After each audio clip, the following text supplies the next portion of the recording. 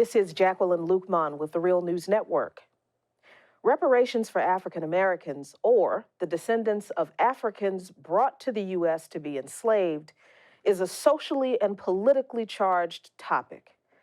Widely discussed and advocated within many Black activist circles, getting reparations discussed with any depth and seriousness in wider American society has been challenging at best.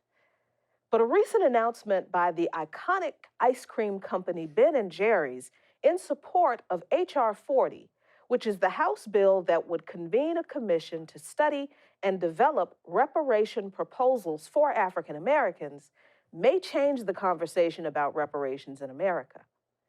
Here to talk to me about this is Dr. Ray Wimbush. Dr. Wimbush is a research professor and director of the Institute for Urban Research at Morgan State University. And as a scholar and activist, Dr. Wimbush is known for his systems thinking approaches to understanding the impact of racism, white supremacy on the global African community. Dr. Wimbush, thank you so much for joining me in the studio today. Thank you, Jackie. So reparations, is an enormous topic. It is. But I want to start with just this conversation about Ben & Jerry's and what this announcement does to the conversation. Well, it's always good. I mean, the idea that reparations is all about Black folk is true, but that does not mean that white corporations, white companies can't participate in, white people can't participate in the struggle itself.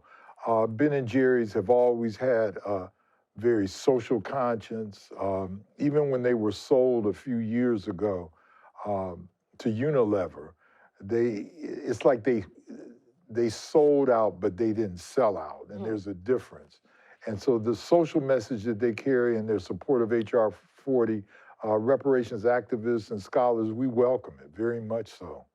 So over the course of the many decades, centuries really, of the discussion for reparations among those reparations activists and scholars, in modern times, have you seen a change in the way reparations is discussed outside of those activist circles? I have. I mean, up until probably, and Ta-Nehisi Coates talks about this as well, up until a few years ago, reparations was kind of like a running joke among Black comedians. It was considered to be absurd among the right wing and even the moderates, And what has happened, I think there's been several events. I think one was the 2001 World Conference Against Racism, which, talked about reparations at a global level. I was in Durban during those meetings, and we saw Black activists from the continent, from the Caribbean, throughout North and South America and Europe come together. And I think it caught off the United States as well as other people about how global this issue is. I remember as a kid that my mother and father used to talk about, I need my 40 acres and a mule. Right.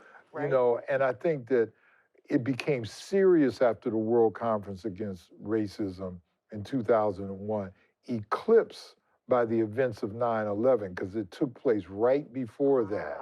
And then it accelerated again when people like the late Johnny Cochran, filed lawsuits in Oklahoma about the Tulsa Massacre of 1921, as well as in the 5th District Federal Court, where Deidre Farmer-Pellman filed a lawsuit against corporations for their complicity in the transatlantic slave trade. So now I think it's becoming a discussion that is polarizing, because a recent survey showed that only like 17% of white Americans support them, whereas over 80% of Black Americans do. So it's a polarizing issue, but it's gotten into the national dialogue now.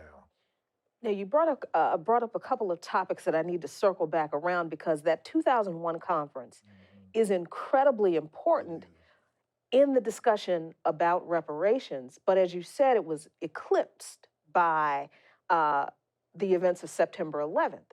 Yeah. So the conference, what was reported about the 2001 conference in American media if there was anything reported at all.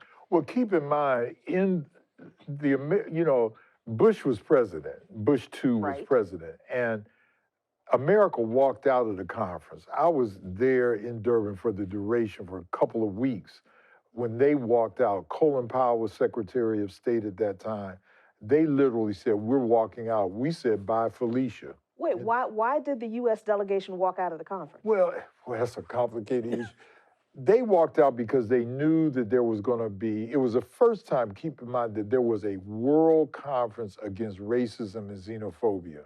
Uh, Yasser Arafat was there, Fidel Castro was there. And the United States just didn't want to sit down with some of these people. I mean, literally came to that.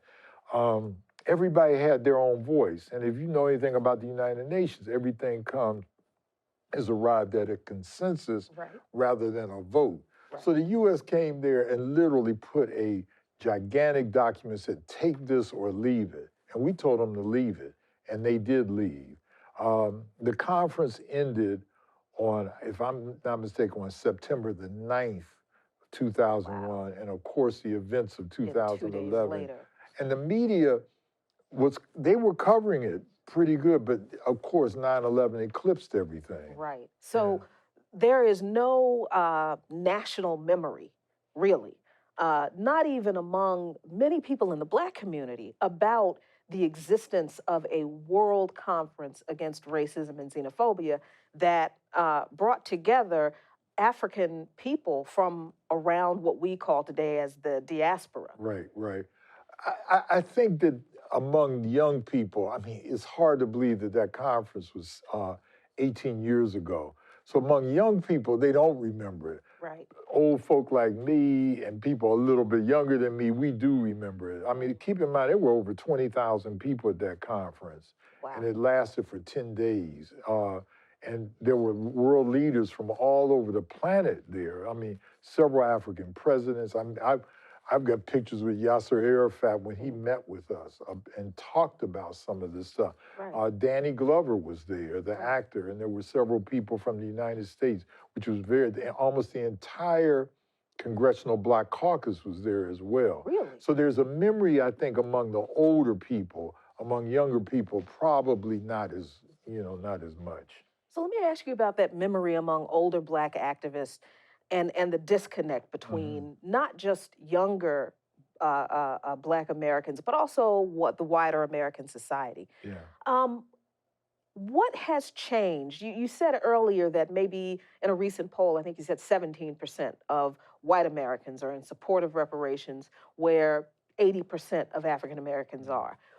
Do you think that disconnect between the generations of African Americans has contributed to that that schism, that chasm, really, in between who supports reparations today? And if I'm remembering correctly, those numbers have not changed much in the past 50 years. Well, I think that Black progress is always viewed by conservative whites, definitely by the white supremacists, as somehow taking away from them. Reparations is seen among white people as being something that takes money out of their pockets. Right. Now, mind you, this country, as well as other nations around the world, reparations are as American as apple pie. I mean, recent example, for example, would be the Japanese Americans who were paid reparations under that real radical president, Ronald Reagan, in the 1980s. So Native Americans, several Native tribes have received reparations. The Maori people in New Zealand have received reparations, as have the Aboriginal people in Australia to a degree. So reparations are very common. I think what happens with regards to Black reparations for the 200 and something odd years of enslavement plus 100 years of what I call American apartheid is that people start saying these ridiculous questions like Mitch McConnell did. Right. He said, well, didn't you get reparation? We had a Black president. That has nothing to do with reparation. Reparations are a nation admitting that it has committed a crime against humanity. Right. And enslavement of African people in this country was a crime against humanity. And there is no statutes of limitation for that. So if you committed a crime 100 years ago, if it's a crime against humanity, the statutes of limitation still apply. So we have Native Americans where treaty violations occurred, yet they still got reparations in the form of gambling casinos and whatever. So, I think that Americans always resist. If you look at Brown versus Board, the week before Brown versus Board, there was a poll taken that showed that 90% of Americans, white Americans, were opposed to school desegregation. This is 1 week before Brown v. Board was actually upheld by the Supreme Court. So I've never been optimistic about white America's ability to oppose anything that is viewed as being Black progress. Never. And I just want to highlight your points about Native Americans and Japanese Americans. I mean, I think we have to be clear that there were some serious issues with the compensation that the survivors of and their descendants of internment camps received. So it wasn't as if they received a mint from the United States government. $20,000 apiece. That was certainly a pittance, and we do need to make clear that the property that was taken from them was never restored by the United States government. And in the form of, in regard to the Native Americans, I think we need to be clear that not every Native American tribe has benefited from these deals that some have been able to make. And then there are systemic issues within some of those agreements also. Yeah. Well, when I think, your point is well taken because, see, I think we have, the right wing, especially like drug dealers like Rush Limbaugh, they have kind of categorized reparations as just being money. Did you just call Rush Limbaugh drug dealer? Well, he is. I can prove that too. But that's another discussion. But what you really have to do is see how reparations can take a variety of forms. It can take the forms of scholarships to universities. It can take the form of land, restoration that has been taken away in a variety of ways. But the idea that everybody's going to get a check for reparation is more of a myth than a reality. Some will, but not all. So let me ask you about now turning the discourse about reparations in this country. We recently had hearings for, I think maybe this was only the second time in the history of, at least the recent history that I'm aware of, where there were congressional hearings on the topic of reparations. Absolutely. Just this past June, I think, this past summer. Juneteenth. Yeah, it was Juneteenth. There have been some incidents, some maybe ancillary incidents, some more visibility of some activists talking more about the topic. But before this announcement from Ben and Jerry's, what in your estimation was the catalyst for renewing this discussion in public discourse? If I were to point, I guess as a scholar, I look at what people write. And Ta-Nehisi Coates' 2014 article on reparations that appeared in The Atlantic, it was a catalyst. I mean, that article in one place, and it's a lengthy essay. I think it's something like 12, 13,000 words. It may be longer than that. But Ta-Nehisi outlined in clear detail for the masses what reparations were all about. Most reparations activists, scholars, including me, we usually start at enslavement and move forward, talking about, this is what happened then, this is what continued to happen, and here we are today. Ta-Nehisi did something brilliant. He flipped it around. He started with today with mortgage payments and all of this stuff, lease payments in Chicago, and he went back. So he started with the president and went backward. So by the time you get to reading the essay, you said, well, we got to give these people some money. So I think that started the dialogue. I do think that the World Conference, and we're talking about the past 20 years, I also look at Randall Robinson's very important book in, I think, 1999 or 2000, The Debt. Yes. And I mean, at the risk of sounding immodest, I think the two books that I've written about reparations, Should America Pay, they triggered like a discussion at the academy about this. Right. So now you see people, places like Georgetown, Princeton Seminary, Harvard, Yale, looking at the issue of reparations much more seriously. And incidentally, those institutions, some of them have determined through that very examination, based on that scholarship, that they must be proactive in addressing some type of reparations for their role in amassing their fortune off of the enslavement of African people and their descendants. Well, absolutely. There's a book out called Ebony and Ivy. I used to teach at Vanderbilt University in Nashville, and almost there was a building on campus called Confederate Hall. Oh, that's lovely. People forget that Harvard, they were literally built. The Harvard Law School was initially funded by a guy named Isaac Royale in the late 18th century, who had an enslaved person called Belinda Royale. She was enslaved by him for over 50 years. She actually put out the second petition for reparation. He gave money to Harvard. In fact, there's a chair there called the Isaac Royal Chair at Harvard University that is endowed based on this slave master. We know about Georgetown, the 272 enslaved people who were sold to keep Georgetown University afloat. Right. So I think the universities, which in any country are the oldest, I mean, universities are the oldest institutions that Western and even in the East have built.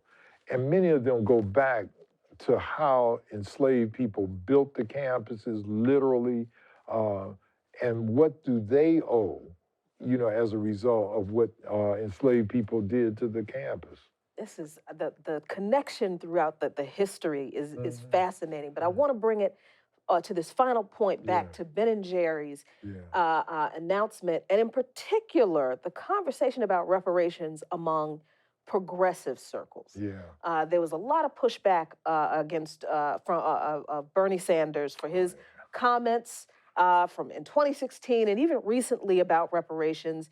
He was accused of being very lukewarm about the subject. So there's a lot of discussion about reparations in progressive circles, and among white progressives, they don't seem to be as much more receptive of reparations as wider white society is. What does this announcement from Ben and Jerry's do to that conversation just in progressive circles? Well, the 2 points, I think it helps a great deal.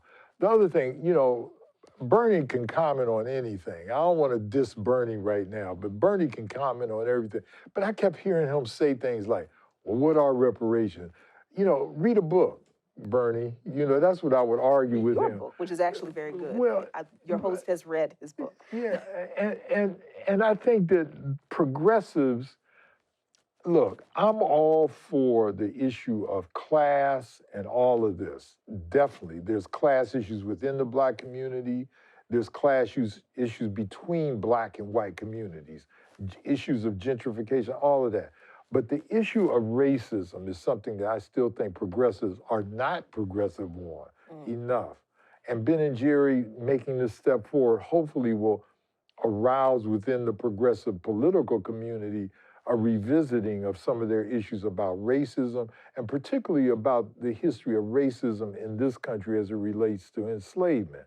Too often, James Baldwin said that a liberal is somebody who knows more about your condition than you do. And I think that, liberals in that sense they need to read more about history, and read it in depth, particularly about Black folk and what indigenous people went through, not only in this country, but in places like the Caribbean and Australia and other places.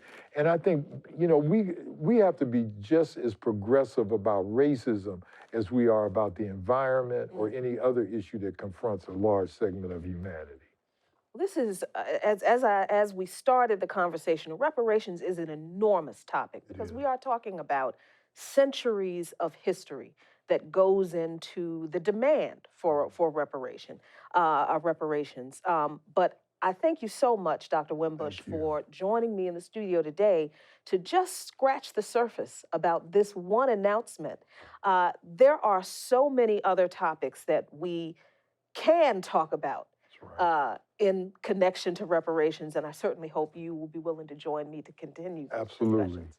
Thank you. And thank you for watching.